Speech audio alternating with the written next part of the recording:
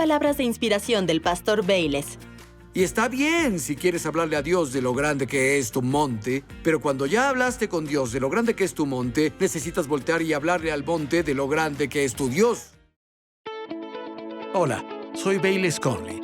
En la vida, todos enfrentamos incertidumbre, ya sean problemas financieros, valles relacionales, una crisis de salud, o solo intentamos descubrir nuestro propósito. Una cosa es segura: Dios te ve, Él te ama, y no importa lo que estés enfrentando, Él tiene las respuestas.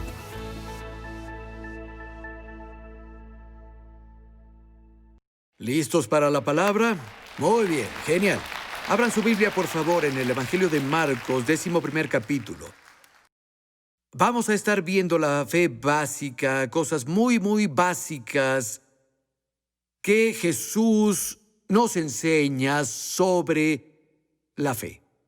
Saben, las Escrituras dicen en el libro de Hebreos que Jesús es el autor y consumador de nuestra fe. Hebreos 12:2, los ojos en Jesús, el autor, y la palabra consumador significa que es quien lo desarrolla y la hace madurar. Entonces Jesús es la fuente de nuestra fe y Él desarrolla nuestra fe, Él la hace madurar. Ahora, al leer esta historia, veremos que Jesús se está quedando en la ciudad de María, Marta y Lázaro, en Betania. Ellos eran sus mejores amigos. De hecho, eran el club de solteros del Nuevo Testamento. Jesús, Marta, María y Lázaro. Y su casa en Betania estaba a un día de viaje, medio día de viaje de Jerusalén. Y esto pasó en los últimos 5 o 6 días de la vida de Cristo, justo antes de la Pascua final. Pasó esos días finales yendo y viniendo a la casa de sus amigos en Betania. Pero todos los días viajaba de Betania a Jerusalén y luego, en la tarde o noche, regresaba e iba a Betania. Y retomamos la historia en el verso 11. Dice: y entró Jesús en Jerusalén y en el templo, y habiendo mirado alrededor todas las cosas, como ya anochecía, se fue a Betania con los 12. Al día siguiente, cuando salieron de Betania, tuvo hambre. Y viendo de lejos una higuera que tenía hojas, fue a ver si tal vez hallaba algo en ella. Pero cuando llegó, nada halló sino hojas, pues no era tiempo de higos, porque no era la temporada de la cosecha de higos. Siempre esperaban hasta que pasara la Pascua. Eso era 1 semana, 2 semanas antes del tiempo en el que cosechaban los higos, pero la higuera sicómoro en esa tierra, las hojas y el fruto siempre salen al mismo tiempo. Debió haber fruto en ese árbol. Eso es previo, tal vez días previo al tiempo de cosecha. Jesús llega al árbol y no hay nada ahí. Y vean lo que pasa. Verso 14. Entonces Jesús dijo a la higuera: nunca jamás coma nadie fruto de ti. Y sus discípulos lo oyeron. Llegaron a Jerusalén, y ahí Jesús derribó las mesas de los cambistas y les dijo que la casa de su padre sería una casa de oración para todas las naciones. Y vamos, por favor, al verso 19, y dice: pero al llegar la noche, Jesús salió de la ciudad, y por la mañana, cuando pasaron, vieron que la higuera se había secado de las raíces. Pedro, acordándose, le dijo: Maestro, mira, la higuera que maldijiste se ha secado. Respondiendo Jesús les dijo: tengan fe en Dios, porque de cierto les digo que cualquiera que dijere a este monte: quítate y échate al mar, y no dudare en su corazón, sino creyere que será hecho lo que dice, le será hecho.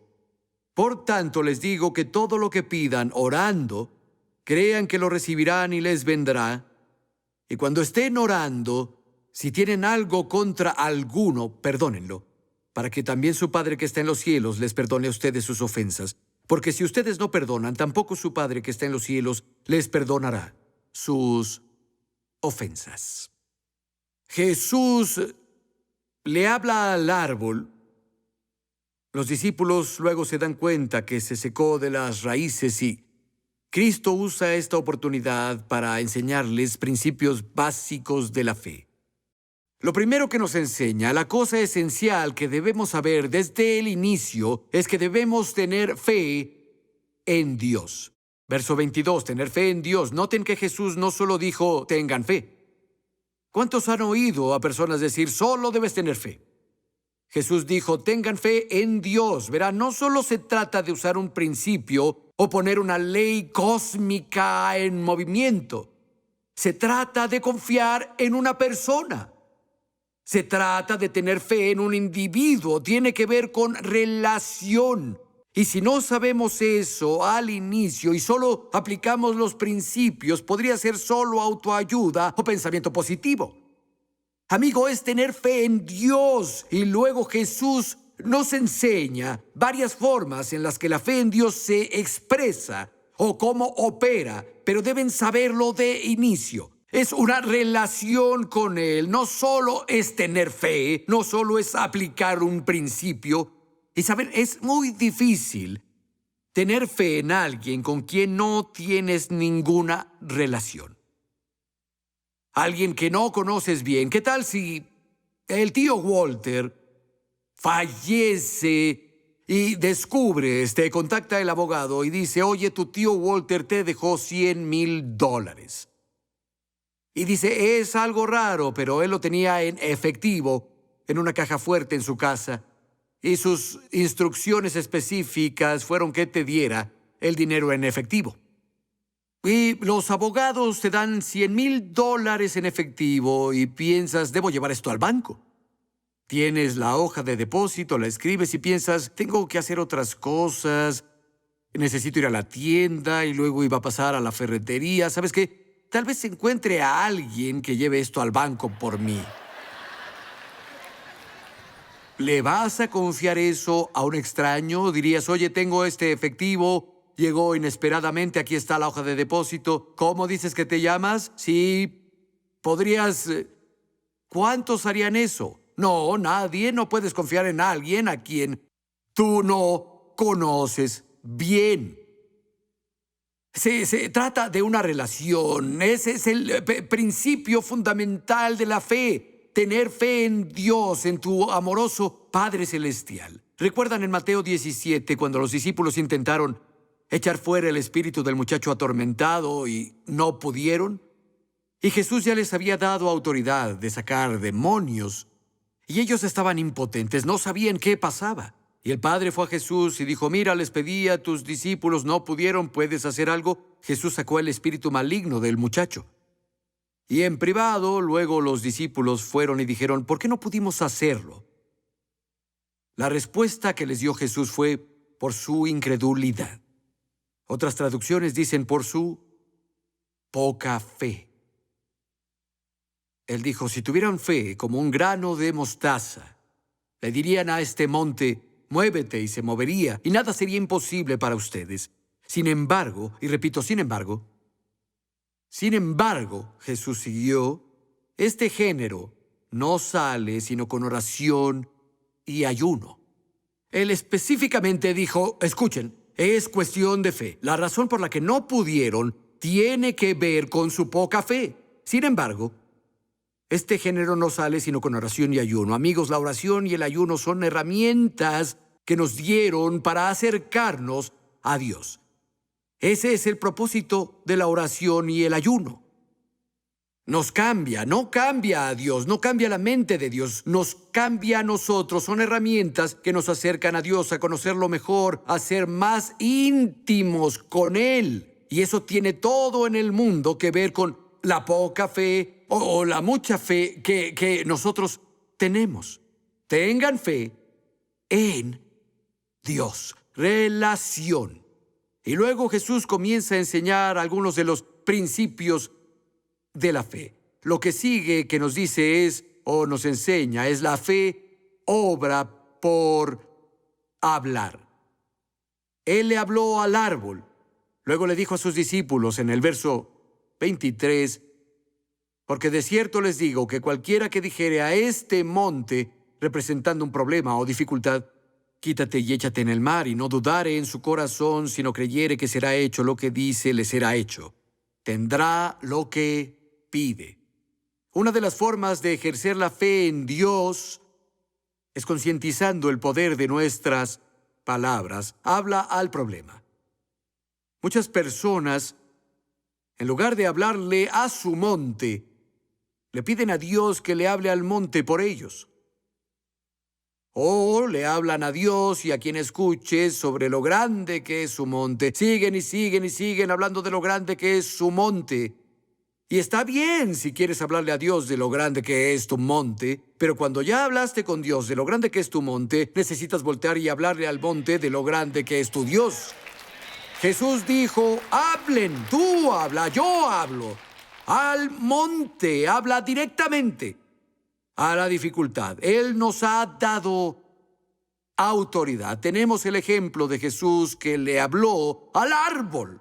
Es una historia interesante. Ellos están en Betania, van camino a Jerusalén, y las Escrituras dicen, de lejos, Jesús alcanza a ver un árbol sicómoro. Él camina hasta allá y revisa las hojas y no hay nada ahí.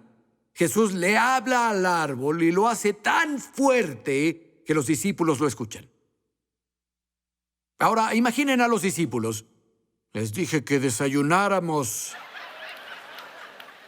Ya empezó.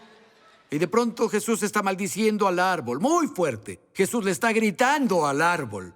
Ellos ven a Jesús, se miran uno al otro, ven a Jesús, miran el árbol, ven a Jesús, y él vuelve al camino a Jerusalén. Y estoy seguro de que vieron a Jesús, vieron el árbol, se vieron uno al otro, pensando, ¿qué sucede? ¿Le habla a los árboles ahora? Y van a Jesús, tal vez miran atrás, ven el árbol y está ahí con hojas verdes. Estoy bien, muchachos. No se preocupen por mí, nada pasó. Van a Jerusalén, se van en la tarde, vuelven por el mismo camino a Betania, pasan por el árbol. Si hubiera habido un cambio, lo habrían notado. Pero ahí está, con sus hojas verdes. Aquí estoy, muchachos. Esa fue una conversación infructífera. Nada pasó cuando Jesús habló. Todo sigue igual. Yo estoy bien. Van a quedarse en Betania la mañana siguiente, 24 horas después. Cuando pasan por el camino de nuevo, Pedro nota que el árbol se secó desde las raíces y exclama, Maestro, Rabí, el árbol que maldijiste está marchito. No había evidencia física de que algo hubiera ocurrido, de que nada pasara por 24 horas. Y notaron que Jesús no estaba ocupado con el árbol. Creo que ni siquiera lo vio desde la primera vez que le habló. Lo consideró algo hecho. Seguro los discípulos lo miraron cuando volvieron por la noche y al día siguiente lo primero que querían hacer era ver el árbol. No creo que Jesús estuviera haciendo eso después de que le habló al árbol. No creo que se alejara diciendo, espero que funcione, lo creo.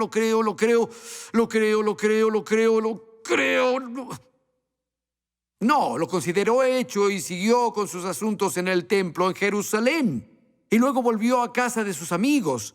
No le importó cómo se veían las cosas y si había un cambio exterior. Y no había un cambio externo. Comenzó en el reino de lo que no se ve y pasó al reino que se ve. Comenzó en las raíces y avanzó a donde podía ser físicamente tocado y sentido. Hay una lección de fe ahí para todos nosotros. Había un hombre en la iglesia. Un día después de la reunión, esto fue hace muchos años, dijo, Pastor, quiero que ore por mí. Acabo de volver del doctor. Descubrieron que tengo cáncer. Y dije, ¿en serio? Él dijo, sí, pero es serio. Y dije, ven, oremos. Recuerdo que estábamos en el campo de Sausalito, parados en la plataforma de enfrente que verá aquí. Él cerró los ojos y oramos. Y esta historia vino a mi mente cuando oraba con él. Le hablé al cáncer como Jesús le habló al árbol. Sentí que yo debía hacer eso. En fin, el hermano Mitchell y yo levantamos las manos y adoramos a Dios por 2 o 3 minutos. Terminamos, él dijo, gracias, pastor, me dio un abrazo.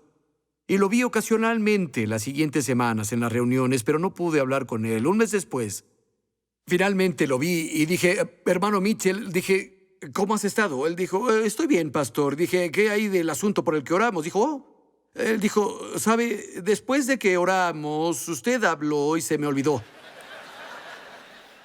Y dijo, fui al doctor hace 2 días y no encontraron nada de cáncer. Se fue. Y yo recuerdo cuando dijo que se le había olvidado todo, que mi boca se abrió grande y dije, ¿descubres que tienes cáncer y luego se te olvida? Pero me di cuenta de que era una expresión madura de la fe. Una vez que oramos, cuando la palabra se habló con autoridad, él lo consideró hecho, no volvió a preocuparse de eso. Solo creyó que Dios lo oyó en un simple acto de fe, actuó por las palabras de Jesús y no fue por nosotros, fue por su fe en Dios. Verán, Dios es quien hace que las cosas pasen cuando le hablamos al monte. Dios hace que las cosas pasen cuando oramos y creemos que lo recibimos. Se trata de fe en Él. Jesús nos enseña que son formas de expresar nuestra fe en Dios. Dios es el que hace que llegue el resultado deseado. No es un principio mecánico o fuerza que obra de alguna forma. Es nuestro Padre celestial, amoroso.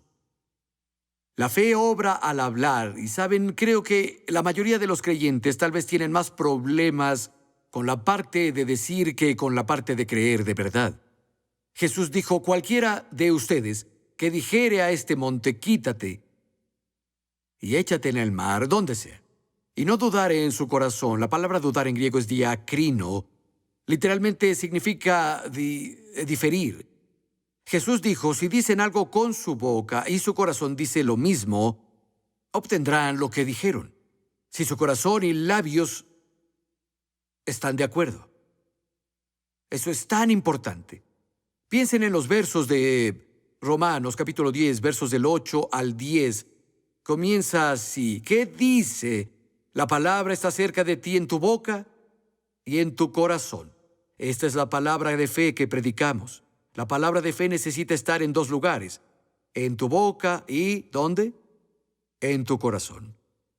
Continúa diciendo que si confesares con tu boca que Jesús es el Señor y creyeres en tu corazón que Dios lo levantó de los muertos, serás salvo. Porque con el corazón se cree para justicia, pero con la boca se confiesa para o resulta en salvación. El corazón y los labios deben estar juntos. Si lo piensas, las Escrituras declaran que así somos salvados. Lo más importante, lo más significativo que puede pasar en la vida del ser humano. Manchada por el pecado, camino a una eternidad sin Cristo, sin Dios, y luego crees en tu corazón y lo confiesas con tu boca. Cuando el corazón y los labios dicen lo mismo, de pronto, el Espíritu Santo viene y te cambia. Eres nacido de nuevo, cambias tu destino eterno del infierno al cielo. Toda tu persona adentro cambia. La naturaleza del pecado es quitada. El milagro más grande que puede pasar es cuando tu corazón y labios están juntos. ¿Por qué creemos que es algo tan difícil que una circunstancia temporal cambie?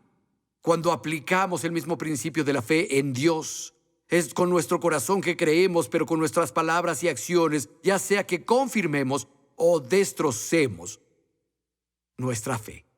El corazón y los labios deben estar juntos. Y luego el tercer principio, la tercera cosa, el siguiente principio que Jesús nos comparte, es que la fe también obra al orar, obra al decirlo, pero la fe en Dios obra por orar. Verso 24. Por tanto les digo que todo lo que pidan, orando, crean que lo reciben y les vendrá. Muy bien, cualquier cosa que pidan, cuando oren, crean. ¿En qué dijo Jesús que creyéramos? Crean que lo reciben. ¿Cuándo? Cuando oren. Crean que lo reciben y lo tendrán. La parte de tenerlo depende de Dios. La parte de recibir es lo que debemos hacer. Cuando oramos, no cuando la situación se vea diferente, no cuando los sentimientos cambien, no cuando una confirmación externa llegue, sino cuando oro, Creo que lo recibo y Dios dice que Él se asegurará de que lo tenga. Me gusta una traducción explicada que dice esto: crean que les ha sido concedido y lo obtendrán. Tienen que creer que Dios ya mandó la respuesta y dijo que sí a su petición cuando ustedes oren. Interesante. Saben, jugué en un torneo de golf. Alguien llamó a la casa y él dijo: Bayless, mi esposa y yo íbamos a ir a una recaudación de fondos. Ya la pagamos en Pebble Beach. Son 3 noches de hotel, hay 2 días de golf en Pebble y en Spanish Bay. Todo está pagado, la comida está pagada, pero ahora no podemos ir. ¿Quieren ir en nuestro lugar? No les costará nada. Dije, déjame orar por ellos y voy.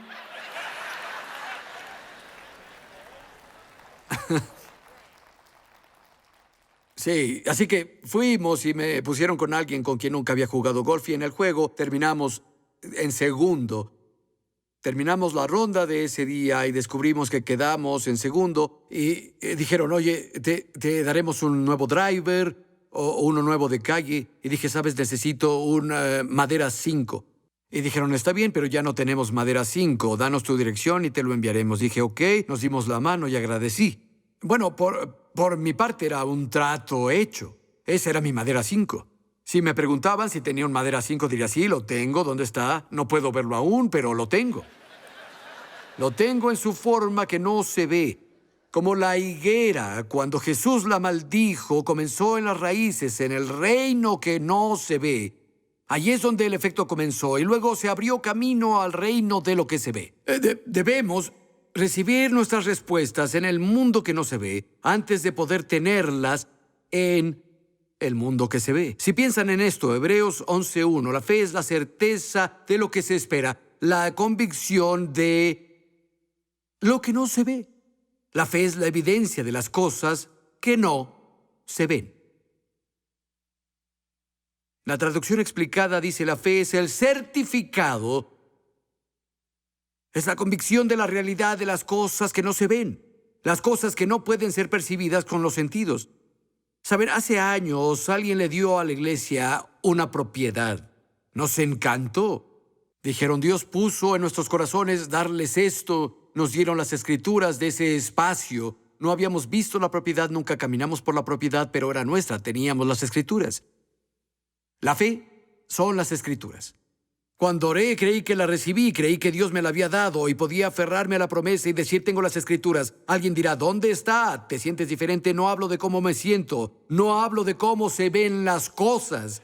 Hablo de la fe. La fe es la evidencia de las cosas que no se ven. Cuando las cosas lleguen, no necesito tener fe en ese momento. La fe solo es para las realidades que no se ven.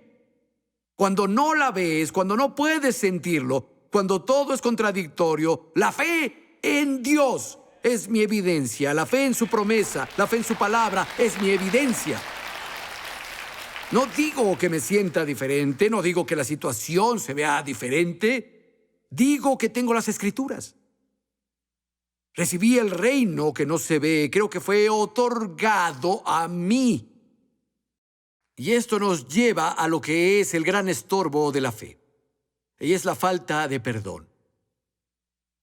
Jesús siguió diciendo, cuando ustedes oren, es decir, cuando crean que lo recibirán cuando oren, si tienen algo contra alguien, perdónenlo. Perdónenla. De hecho, la palabra griega para perdonar, la palabra que se usa en esos versos y en todo el Nuevo Testamento, literalmente significa en griego liberar, enviar lejos. No significa que lo tenga cerca para retomarlo. Tenemos la vieja frase, enterremos los rencores. Algunas personas entierran los rencores, pero dejan un poco afuera por si necesitan usarlos. No, los dejas ir, lo liberas, lo envías lejos. Creo que la falta de perdón es el estorbo más grande para la fe que existe. Y creo que veríamos cosas impresionantes pasar en nuestra vida de oración y en nuestro crecimiento espiritual si limpiáramos la casa y nos deshiciéramos de la amargura y la falta de perdón. Amigo, el perdón es lo que necesitamos. Y eso no quiere decir que el dolor que experimentamos no sea real.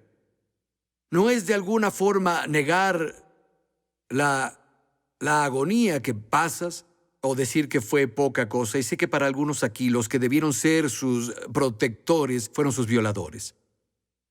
Personas pasaron por cosas impensables. Algunos de los más cercanos a ustedes, en quienes más confiaban, los traicionaron. Sé que esa herida es muy, muy profunda, pero la gracia de Dios es más profunda.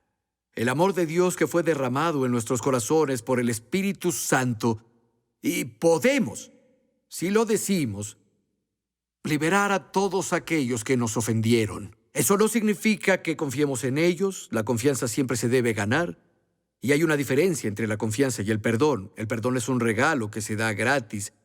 Si no, no sería perdón. Si tiene que ser ganado, no es un regalo. El perdón se da gratis. La confianza siempre debe ser ganada. Escuchen, por nuestro beneficio, necesitamos perdonar. Jesús nos enseña a tener fe en Dios. Y luego la fe en Dios obra al hablar, cuando el corazón y los labios se juntan. La fe en Dios obra al orar, creer en lo que recibimos y que Dios nos ha concedido cuando oramos. Y luego, cuando estamos orando, necesitamos perdonar. ¿Sabes que no es difícil complacer a Dios sin fe? Es imposible complacer a Dios sin fe. Es lo que las Escrituras dicen. Y entiendo que la fe no está en el reino de algo que nosotros hagamos. Dios nos dijo, Jesús nos enseñó cómo funciona la fe. Y es lo que estudiamos en este mensaje en particular. Amigo, puedes tener fe en Dios. Mete la palabra de Dios a tu corazón. La fe viene inconscientemente. Es como la humedad con el agua. Puedes confiar en Dios. Solo se necesita un poco de fe en un Dios muy grande. Jesús dijo que si tienes fe como una semilla de mostaza, le dirás a esta montaña, muévete, y ésta se moverá. Recuerden que es tener fe en una persona. Sí hay principios involucrados, pero se trata de tener fe en Dios. Déjame orar por ti, Padre. Oro para que bendigas a los que están viendo ahora. Anima sus corazones, fortalécelos por el poder del Espíritu Santo, y que el concepto de la fe y la realidad de la fe se abran en sus corazones al mirar las páginas de tu libro, en el nombre de Jesús. Y quiero tomar un momento para agradecer a todos los que nos apoyan y son colaboradores nuestros. Escuchen, estamos alcanzando el mundo para Cristo y tienen un papel importante también. Gracias. Oramos porque crezcas en sabiduría, fe y poder que nos llega cuando escuchamos y aplicamos las enseñanzas de Dios en nuestra vida diaria. Para más información e inspiración, entren a respuestasbc.com.